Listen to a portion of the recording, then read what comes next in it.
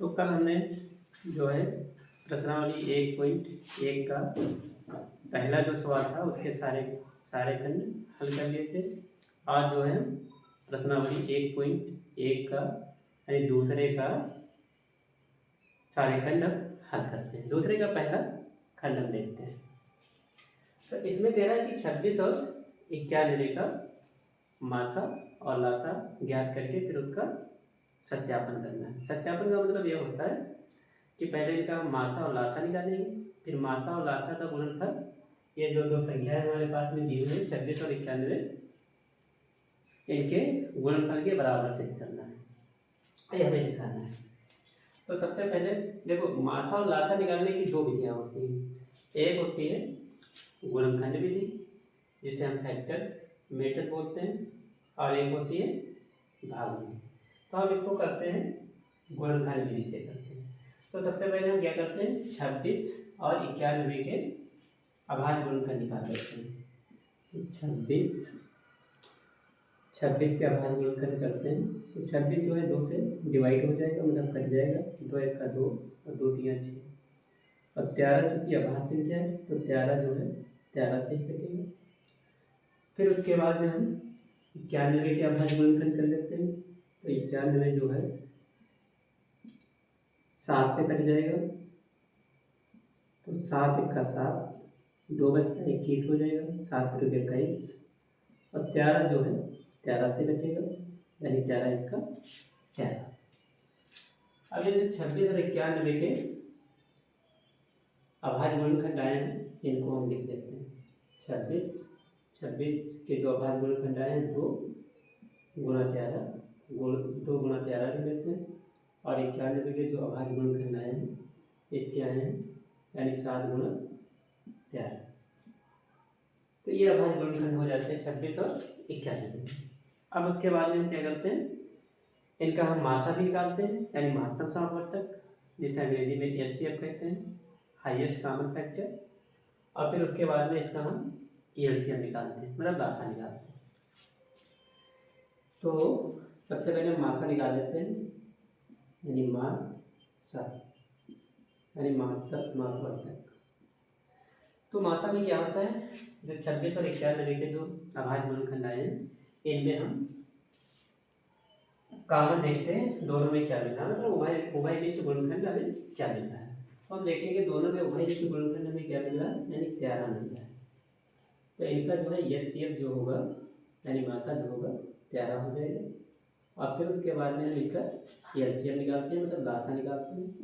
तो लासा बराबर, लासा का फुल फॉर्म होता है लघुत्तम समापवर्तक, और अंग्रेजी में लिस्ट ऑफ कॉमन मल्टीपल।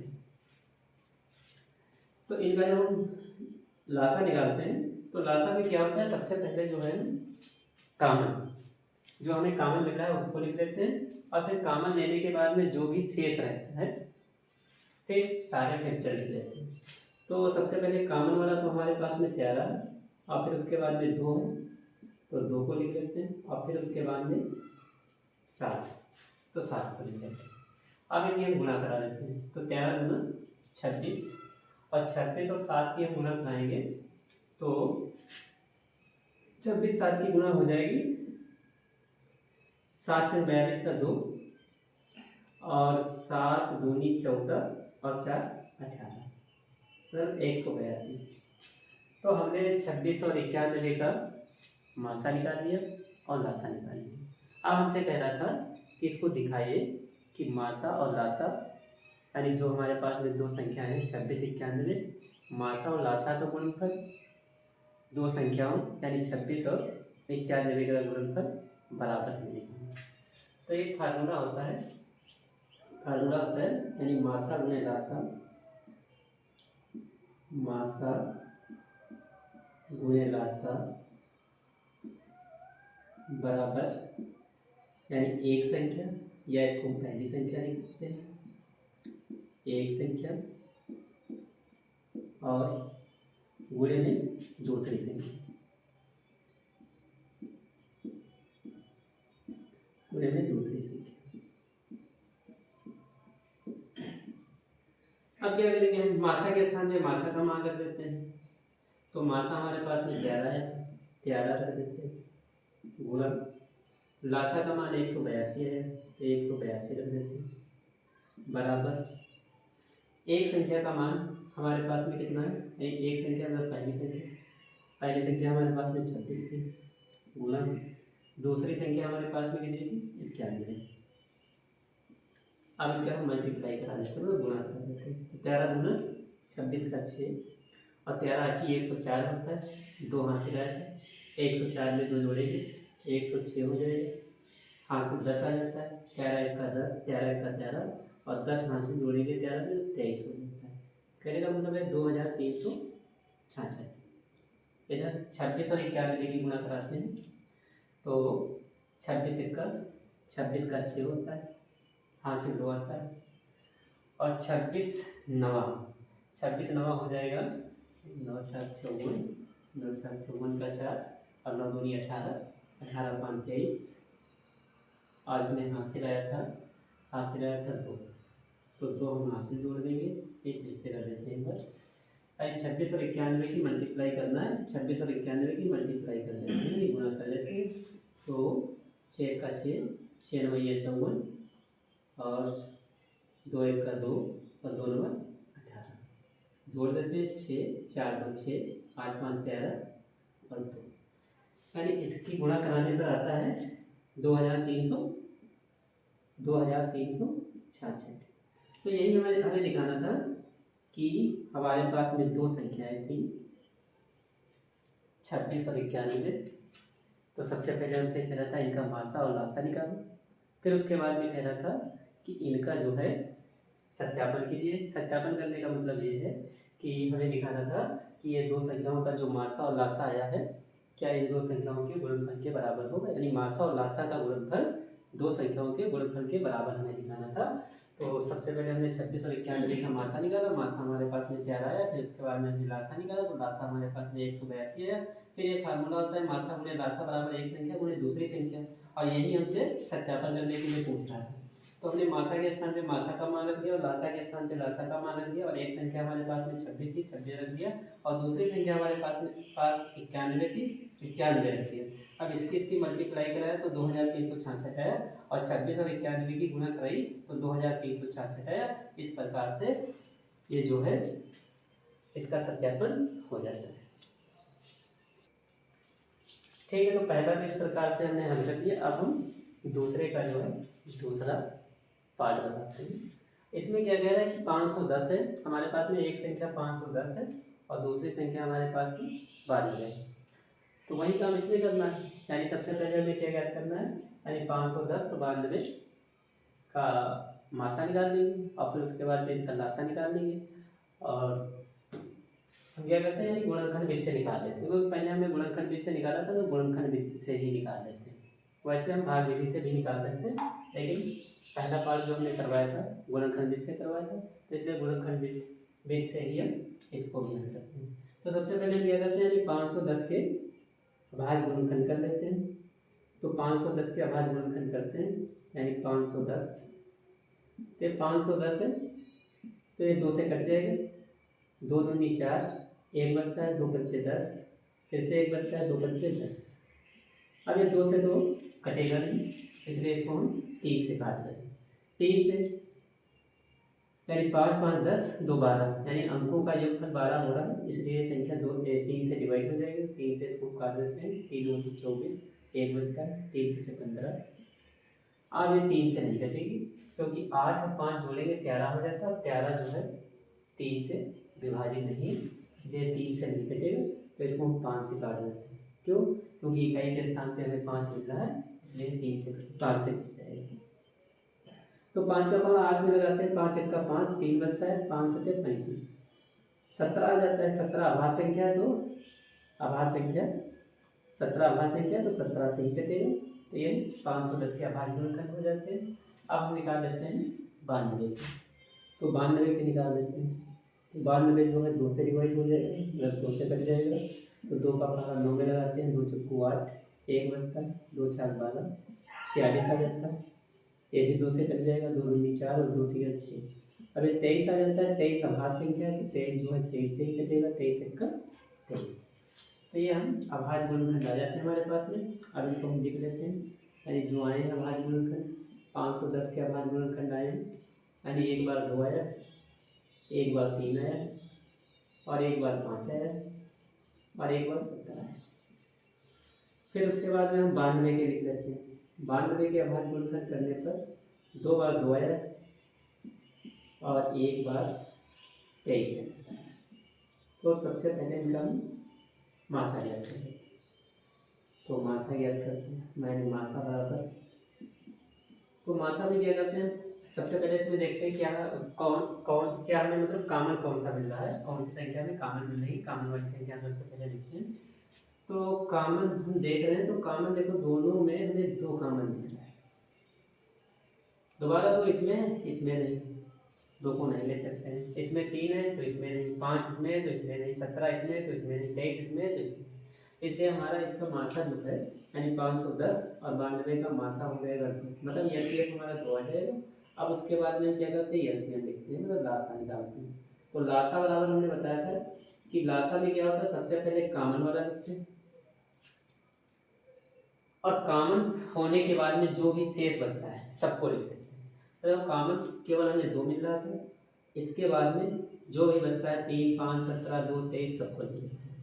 तो 2, और फिर उसके बाद में ये वाला 2 लिख लेते हैं, फिर 3 लिख लेते हैं, फिर 5 लिखते हैं, फिर 17 लिखते हैं, और फिर उसके बाद में 23।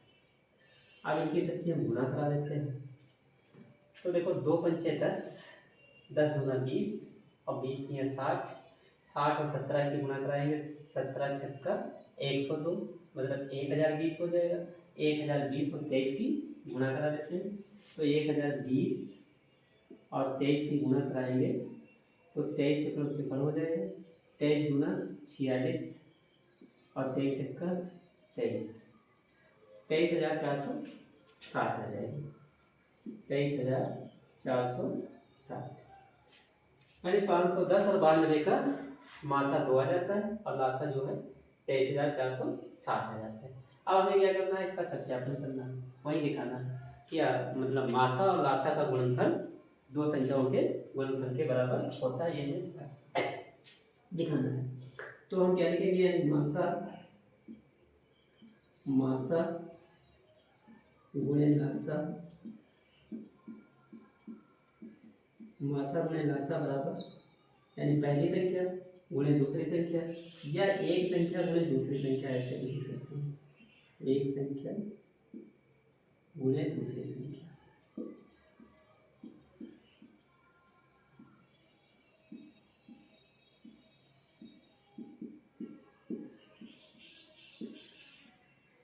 मासा के स्थान पे मासा का मान रख देते हैं 2, लासा के स्थान पे लासा का मान रख देते हैं, यानी आया है 23,460 बराबर, एक संख्या के स्थान पे एक संख्या का मान हमारे पास में 510 है, और गुणे दूसरी संख्या का मान हमारे पास में 92।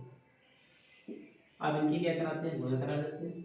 2 की इसकी गुणा कराएंगे, 2 से 0 हो जाएगा, 2 छक 12 का 2, 2 चक्को 8 1 9, 2 3 6, और 2 दूनी 4, यानी 46,220 मासा और लासा का गुणनफल।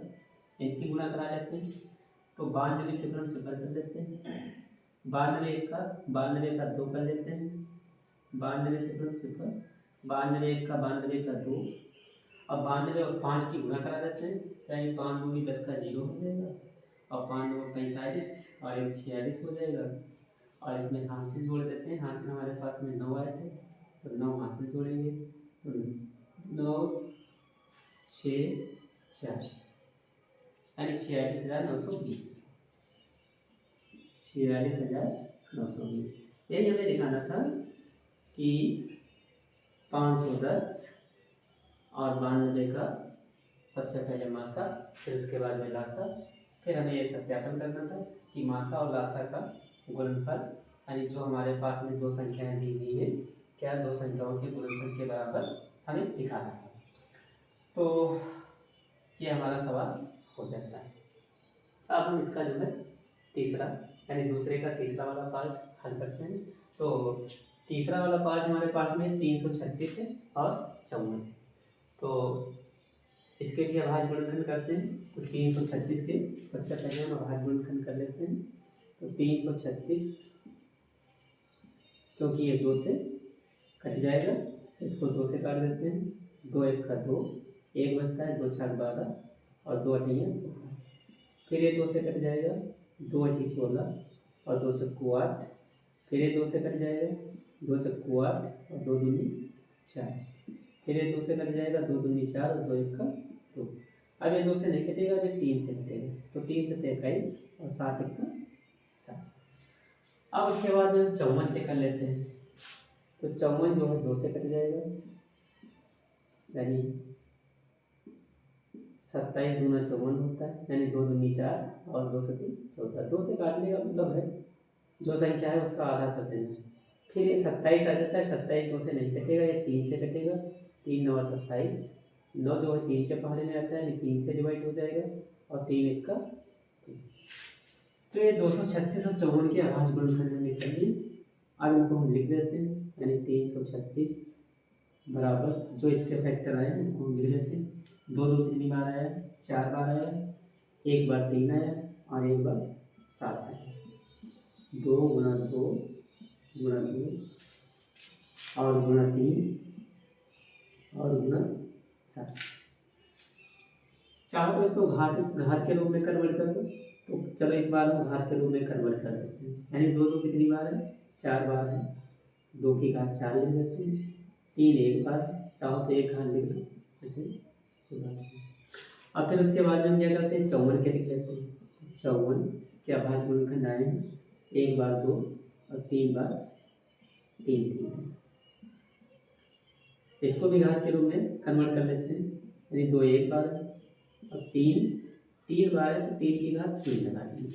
अब सबसे पहले हम क्या इनका निकालेंगे, मासा निकाल लेते हैं। तो मासा बराबर, अब हम देखते हैं दोनों में जो हमें कामन मिलेगा वही हमारा जो है मासा हो जाएगा। तो देखिए इसमें देखिए 2 की घात 4 है और इसमें कितना है, केवल 2 है। और मासा में क्या होता है, अगर घात के रूप में लिखा है तो जब हम मासा निकालते हैं तो जो कामन होता है और जो कम घात वाला होता है उसको हम लिखते हैं। तो देखिए 2 की घात 4 और इसमें 2 की घात 1 है। तो देखिए छोटी घात वाला कौन है दोनों में, यानी 2 की घात 1 वाला, मतलब केवल 2 वाला। तो 2 लिख लेते हैं। दोबारा देखते हैं, देखो इसमें 3 की घात 3 और इसमें 3 है, दोनों में 3 हमें कॉमन मिल रहा है, लेकिन कम घात वाला कौन है, ये 3। तो इसको बाकी इसमें 7 है तो इसमें है नहीं। तो हमारे सवाल में 336 और 54 में हमें जो कॉमन दिख रहा था, कॉमन केवल 2 और 3 दिख रहा था, तो 2 3 हमने ले लिया। 2 3 का मल्टीप्लाई करा देंगे तो 2 3 6। तो इसका मासा आ जाता है। अब उसके बाद में हम क्या निकालेंगे, इसका लासा निकालेंगे। तो लासा बराबर, लासा में हमने बताया था कि सबसे पहले लासा में हम क्या करते हैं, जैसे इसको घात के रूप में कन्वर्ट कर लिए तो लासा में हम क्या करते हैं कि जो कॉमन होता है उसको बड़ी घात वाला लिखते हैं सबसे पहले। तो देखो इसमें 2 था और इसमें 2 की घात 4 थी, मतलब इसमें 2 की घात 1 और इसमें 2 की घात 4। तो बड़ी घात वाला कौन है, यानी 2 की घात 4 है, तो 2 की घात 4 लिखते हैं। फिर देखो इसमें 3 था, इसमें 3 था, इसमें 3 की घात 1 है और इसमें 3 की घात 3 है। तो बड़ी घात किसकी है, इसकी। तो 3 की घात 3 लिखते हैं। उसके बाद में लासा में हमने बताया है कि जो कॉमन लेने के बाद में जो भी शेष बचता है सबको लिख दिया जाता है। तो देखो 2 3 तो कॉमन हो गया, अब बचा क्या, 7 बचा है, तो 7 को भी लिख लेते हैं। अब क्या करते हैं, इनकी वही गुणा करा देंगे। तो 2 की घात 4 का जब हम प्रसार करेंगे, यानी 2 की घात 4 है तो इसको हम 4 बार लिखेंगे, 2 गुणा 2 गुणा 2 तो हो जाएगा 16। तो 16 और 3 की घात 2 का मतलब 3 का हम वर्ग कराएंगे तो 3 की 9 और गुणा 7। अब इनकी हम गुणा करा देते हैं। तो 16 में 144 होता है और 144 और 7 की गुणा कराएंगे तो यानी 7 चौक 28 का 8 हो जाएगा और 7 चौक 28 2 हासिल है, 30 का 0 हो जाएगा और 7 1 का 7 3 हासिल है, तो 7 1। 16 में 144 और 144 और 7 की गुणा कराते हैं तो 7 चौक 28 का 8, फिर 7 चौक 28 2 हासिल है, 30 का 0 और 7 1 का 7 3 हासिल है, 7 3 10। तो इनका मासा 6 आ जाता है और लासा लासा 1008 आ जाता है। अब उसके बाद हम क्या करेंगे, इसका हम सत्यापन करेंगे। तो सत्यापन में हम क्या करेंगे, मासा और लासा का गुणनफल ज्ञात करेंगे, मासा और लासा का गुणनफल ज्ञात करेंगे और फिर उसके बाद में क्या करेंगे, यानी दोनों संख्याओं का गुणनफल बराबर में रखेंगे। इधर क्या लिखेंगे, एक संख्या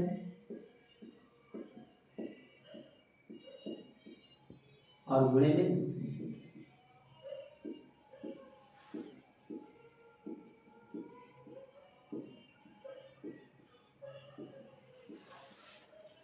मासा कितना आया था, मासा 6 आया था, लासा कितना है 1008 है। एक संख्या कितनी थी, एक संख्या हमारे पास में थी 336 और दूसरी संख्या हमारे पास में थी 54। अब इनसे गुणा करा देते हैं, तो 6 के 48, 6 के 48 और 6 से गुणन 0 और 6 का 6, अब 6048 आ जाता है। इसकी हम गुणा कराते हैं 54 और 336 की, तो इधर हम गुणा करा लेते हैं, यानी 336 लिख लेते हैं और 54 से इसकी गुणा कराते हैं। तो 4 × 24 का 4, 4 × 12 तो 14 का 4, 4 × 12 1 हासिल है 13, 5 का 30 का 0, 5 × 15 और 3 हासिल है 18 का 8 और 5 × 15 1 हासिल है 16, यानी 4 4। फिर से एक बार देख लेते हैं, 4 × 24 का 4, 4 × 12 तो 14, 4 × 12 और 1 हासिल है 13, 5 का 30 का 0, 5 × 15 3 18 और 5 × 15 1 16, यानी 4 4 8 3 11 और 6 1 7 और 1 8। ये कहीं कुछ गलत हो रहा है, एक बार यहाँ देखो, थोड़ा हमसे गलती हो गई थी ये, क्योंकि हमने सही से देखा नहीं, क्योंकि हम समझ रहे 3 का स्क्वायर लगा और यहाँ पे 3 की घात 3, मतलब 3 का घन करना था। तो 3 का घन कितना होता है, 27 होता है।